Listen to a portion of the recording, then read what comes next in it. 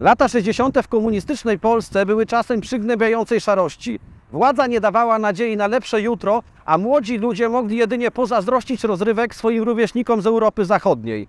Na świecie ZSRR i Stany Zjednoczone znajdowały się w apogeum rywalizacji o dominację w przestrzeni kosmicznej. Tutaj w Warszawie ludzie spodziewali się, że człowiek w końcu wyląduje na Księżycu, ale nikt nie śmiał marzyć, że największy wówczas koncertujący rock'n'rollowy zespół świata wystąpi w naszej stolicy. Kiedy to już się stało, następnego dnia gazety nie pisały jeszcze o małym kroku człowieka ani o wielkim skoku ludzkości, ale informowały o huraganie, który przeszedł w tej okolicy. To nie był huragan. Tutaj 13 kwietnia 1967 roku zagrali Rolling Stonesi.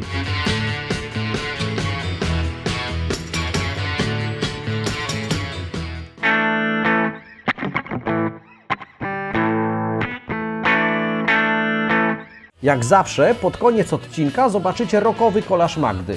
Tym razem będzie nawiązywał do omawianej wizyty Stonesów w naszym kraju.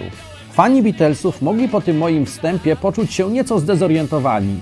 Jak to największy zespół tamtych czasów? Sprawa mogła być dyskusyjna, bo wówczas istniał podział na fanów Stonesów i Beatlesów, pomimo że muzycy z obu zespołów autentycznie się lubili. Jednak wielbiciele każdej z grup uważali, że to ich kapela jest największa. Fakty były jednak takie, że Beatlesi ostatni regularny koncert zagrali w 1966 roku. Od 1967 na koncertowych scenach świata niepodzielnie królowali Stonesi.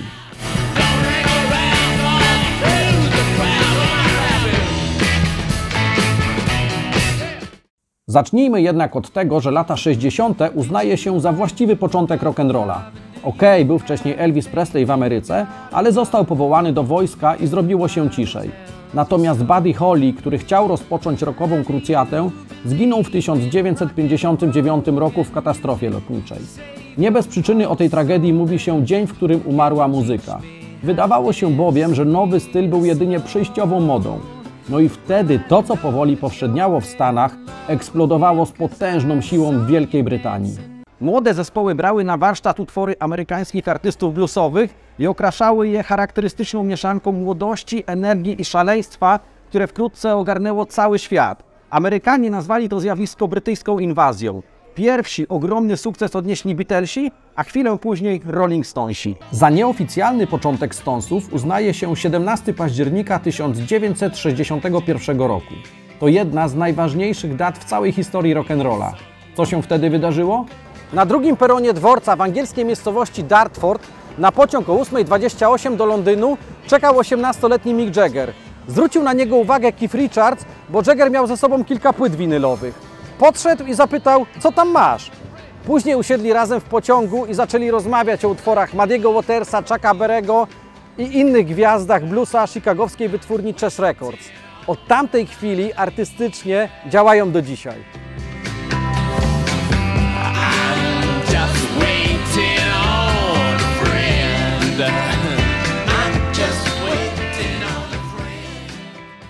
Jednak to nie oni, a multiinstrumentalista Brian Jones założył zespół w 1962 roku. Chciał do kapeli wziąć tylko Micka, ale Jagger powiedział, że jest w pakiecie z Richardsem, więc przyjął obu. Nazwę zespołu również wymyślił Brian, który zaczerpnął ją z utworu Muddy'ego Watersa Rolling Stone. Kiedy grupa zatrudniła menedżera Andrew Luke Oldema, zaczęła się sława i pasmo sukcesów. Właśnie Andrew zdecydował, że to Jagger i Richards będą odpowiadać za komponowanie nowych utworów. Do 1967 roku, kiedy zamierzali odwiedzić Warszawę, posiadali ich całe mnóstwo ze słynnym Satisfaction na czele. Dodatkowo ich wizerunek był w zupełnej opozycji do Beatlesów. Muzyczne magazyny pisały: Beatlesi chcą Cię podtrzymać za rękę, a Stonesi chcą puścić z dymem Twoje miasto.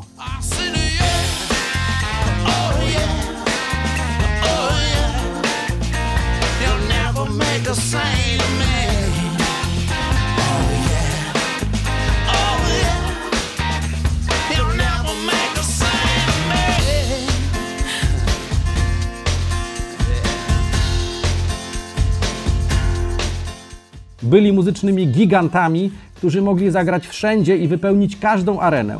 Tymczasem niebawem na ich koncertowym horyzoncie miała pojawić się będąca za żelazną kurtyną Polska.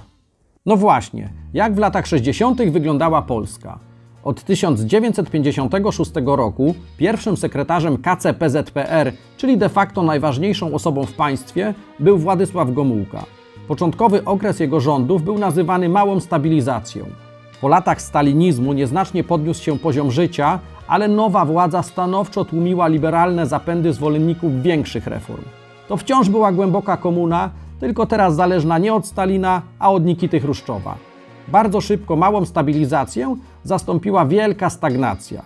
Przytłaczający marazm i brak perspektyw na lepsze życie to podsumowanie rządów Gomułki, które trwały do 1970 roku. Trzeba jednak zaznaczyć, że władza, zdając sobie sprawę z ekonomicznych niedostatków, postanowiła nieco złagodzić swoje podejście do zachodniej kultury. Był to sposób na trzymanie w ryzach inteligencji oraz młodzieży. W księgarniach zaczęły pojawiać się książki do niedawna zakazanych pisarzy, a na polskich estradach coraz częściej występowali obcokrajowcy. Monopol na zagraniczne wyjazdy polskich artystów oraz koncerty zachodnich gwiazd w naszym kraju miała polska agencja artystyczna Pagart. Rzeczywiście przedstawiciele Pagartu starali się co jakiś czas ściągnąć na koncerty do Polski kogoś znanego. Już w 1963 roku zaśpiewał u nas bardzo wówczas popularny Paul Anka. Przełomem były jednak występy i to na kilku koncertach w roku 1965 naprawdę rock'n'rollowego zespołu The Animals. Niedługo po nich zagrały inne znane kapele tamtych czasów, jak The Hollies i The Artwoods. O ile jednak wymienione zespoły były znane, to tak jak wcześniej wspomniałem, Stonesi byli już gigantami. A więc jak wyglądały kulisy sprowadzenia takiej gwiazdy do kraju komunistycznego? W swojej książce Rockman Wojciech Mann pisze, że to on zasugerował kierującemu wtedy Pagartem Władysławowi Jakubowskiemu zakontraktowanie Rolling Stonesów. Jednak nawet on sam nie wierzył, że jest to w ogóle wykonalne. Są nawet plotki, że wnuczki Władysława Gomułki chciały tego koncertu i dlatego Pagart działał tak zdecydowanie. Na końcowy sukces złożyło się kilka czynników. W obozie Stonesów były plany zagrania w Moskwie. Ich menedżerowie, wspomniany wcześniej Andrew Oldham, ale także współpracujący z nim Allen Klein, marzyli o muzycznym podboju ogromnego radzieckiego rynku. Jednak bardzo szybko Związek Radziecki zdecydował, że nie będzie do siebie zapraszał jakichś dziwnie ubranych grajków z burżuazyjnej Anglii. W ten sposób pojawiła się szansa na występ w innym kraju bloku wschodniego. Ten koncert mógł nieco ocieplić ich wizerunek, bo choć trudno w to uwierzyć, to w tamtym okresie ten zespół potrzebował choćby odrobiny pozytywnego PR-u. O co chodziło? W lutym tego samego 1967 roku w należącej do Keitha Richardsa posiadłości Redlands odbyła się chyba najsłynniejsza impreza lat 60. Policja dostała cynk, że w trakcie przyjęcia są rozprowadzane i zażywane narkotyki. Następnego dnia mundurowi zrobili olbrzymi nalot na posiadłość. Rzeczywiście znaleźli prochy, chociaż nie w tak dużej ilości, jak się spodziewano. Prasa prześcigała się w rewelacjach o tym, co faktycznie działo się na miejscu. Pod wpływem narkotyków mieli być wszyscy, ale rzekomo należały one do Micka i Keitha, którym teraz groziło więzienie. Jedne gazety pisały, że po domu biegała nago, będąca w związku z Mickiem Jaggerem Marianne Faithfull. Inne dodawały, że nie dość, że była naga, to jeszcze razem z Mickiem jedli batona Mars. Właściwie sam Jagger go niby jadł. Nie chcę wchodzić w szczegóły związane z tym batonem, bo na pewno znajdziecie je w internecie. W każdym razie tamta impreza w Redlands oraz legendy jej towarzyszące stanowiły esencję tego, co kojarzyło się ze Stonesami przez następne dziesięciolecia, czyli sex, drugs and rock and roll.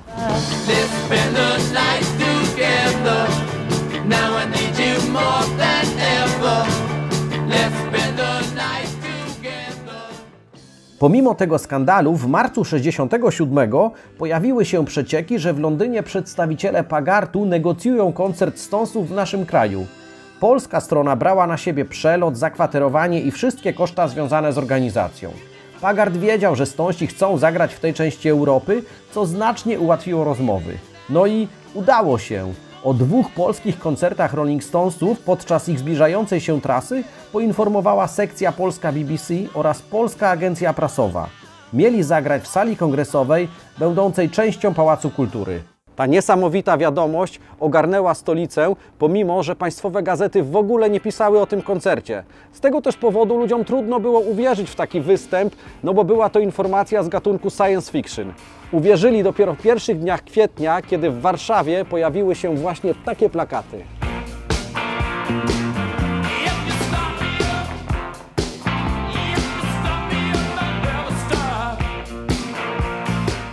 Najważniejsza informacja z punktu widzenia fanów znajdowała się na samym dole i była napisana drobnym drukiem. Przedsprzedaż biletów tylko na podstawie zamówień zakładów pracy i instytucji prowadzi stołeczna estrada. Co to właściwie znaczy? W skrócie biletów już nie ma. Pagart na początku rozdysponował je wśród ludzi władzy, którzy rozdawali je swoim dzieciom. Duża pula trafiła do zakładów pracy, których kierownictwo również było partyjne. Trzeba było mieć znajomości i tak zwane plecy, żeby wejściówkę zdobyć w takim obiegu. Następnie zaczęło się oczywiście handlowanie tymi biletami i odsprzedawanie ich po ogromnych cenach. Niestety na rynku pojawiło się również bardzo dużo fałszywek, co miało swoje konsekwencje w dniu koncertu. Trasa koncertowa rozpoczęła się 24 marca w Szwecji i promowała najnowszy album zespołu Between the Buttons. W każdym kraju zespół był poddawany drobiazgowym kontrolom na lotniskach, a niemal każdemu koncertowi towarzyszyły rozruchy, walki z policją i aresztowania fanów. Do największych zadym doszło w Szwecji i w Austrii. Ostatnim przystankiem przed Warszawą był Paryż i właśnie w Paryżu podczas występu Stonesów została zdemolowana słynna hala Olimpia. Z Paryża zespół przyleciał do Polski. 12 kwietnia 1967 roku w południe, tutaj na lotnisku Warszawa-Okęcie, Diabeł wylądował.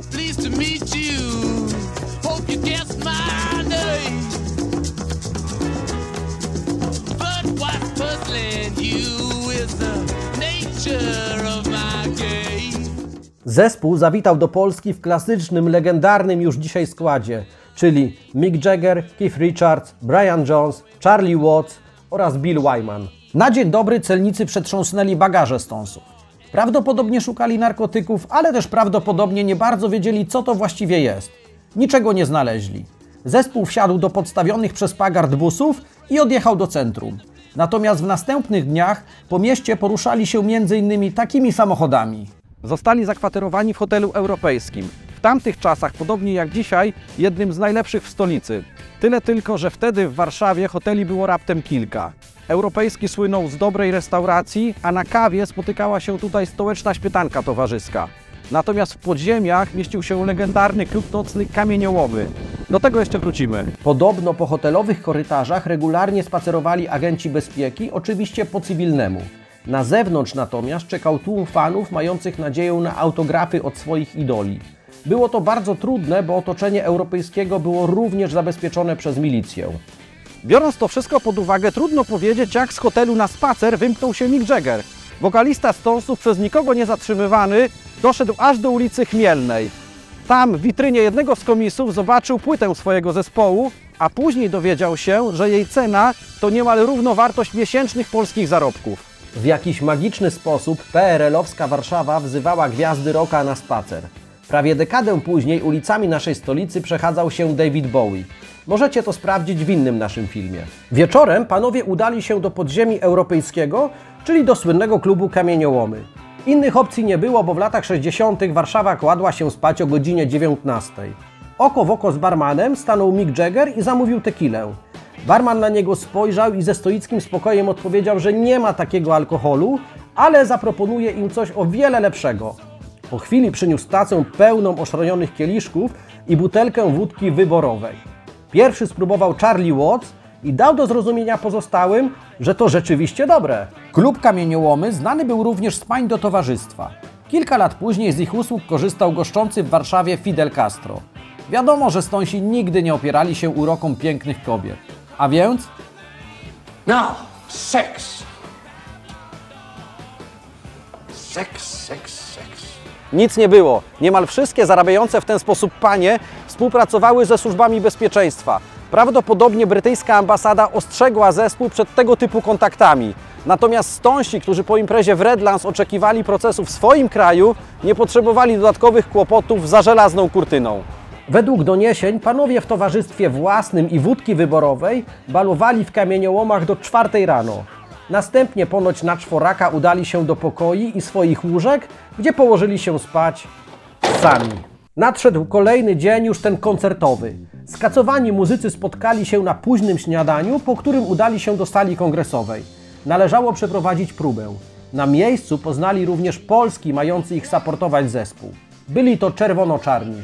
W trakcie próby doszło do nieszczęśliwego wydarzenia, które o mały włos nie zaważyło na koncercie.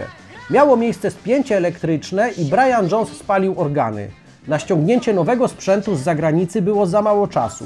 Okazało się jednak, że zupełnie nowe organy ma lider czerwono-czarnych Ryszard Poznakowski. Niechętnie, ale jednak po namowach Micka Jaggera zgodził się pożyczyć instrument. Po próbie Stonesi wrócili do hotelu na krótką konferencję prasową, a później ponownie pojechali do Kongresowej na pierwszy koncert o godzinie 17. Na placu okalającym Pałac Kultury zgromadziło się około 10 000 osób, a sala kongresowa mogła jednorazowo pomieścić niecałe 3 000. Wieść o koncercie wyszła poza granice naszego kraju, przyjechali ludzie z Czechosłowacji i spora grupa fanów z Węgier. Właśnie obcokrajowcy najczęściej byli ofiarami oszustów sprzedających fałszywe bilety. Zobaczcie teraz, jak wyglądał bilet prawdziwy. Asia Mikina, artystka z Warszawy, przysłała nam zdjęcie biletu z tamtego koncertu. Udało się jej zakupić tą cenną pamiątkę na jednej z aukcji internetowych. Zapraszamy również do odwiedzenia jej profilu na Instagramie. W swoich wyjątkowych pracach bardzo często nawiązuje do Stonesów, którzy są jej ulubionym zespołem. Link znajdziecie w opisie tego filmu.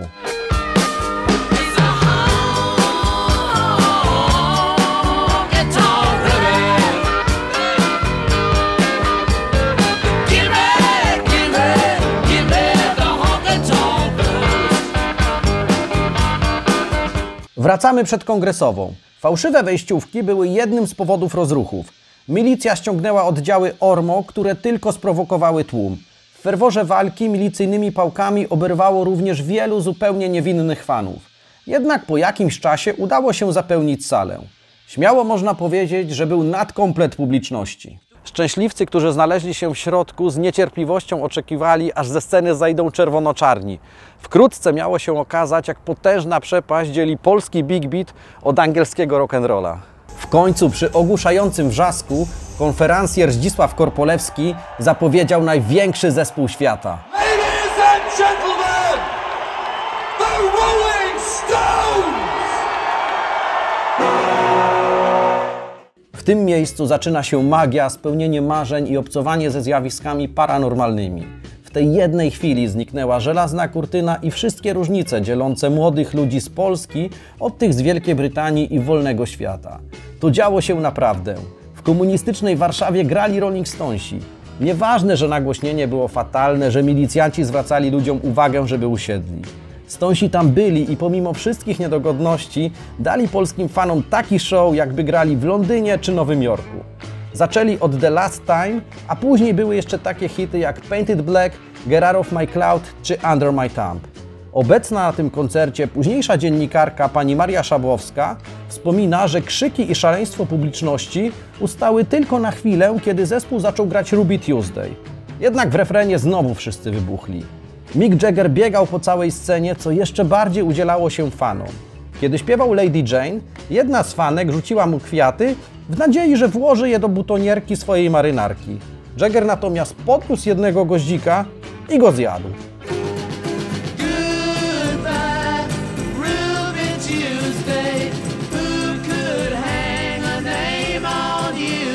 Pierwszy koncert trwał około godziny, później nastąpiła przerwa. Należało przygotować salę na drugi występ. Organizacyjnie to przedsięwzięcie było od początku skazane na porażkę. 3000 osób niechętnie wychodziło, no bo przecież za godzinę znowu grają Stonesi. 3000 na zewnątrz, które miało bilety, chciało bardzo wejść. Do tego tysiące fanów bez biletów, którzy również mieli nadzieję, że jednak jakoś się uda. Między tymi grupami milicja. Ma ktoś pomysł, żeby nie było tutaj zadym? No bo ja też nie. Kamienie, milicyjne pałki i armatki wodne. Nie obyło się bez zatrzymań i niestety kilka osób zostało rannych. Jednak jakimś cudem znowu udało się wpuścić publiczność i zespół wyszedł na scenę po raz drugi. Ponownie polscy fani znaleźli się w lepszym, wolnym i rock'n'rollowym świecie. Oba koncerty zamykał największy przebój zespołu, czyli I Can't Get No Satisfaction.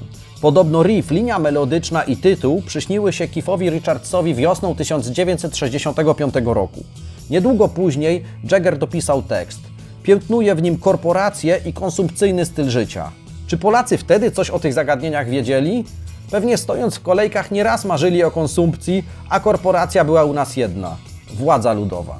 Mimo to więź, jaka wytworzyła się między zespołem a fanami, sprawiła, że podczas tego numeru salę ogarnęła ekstaza.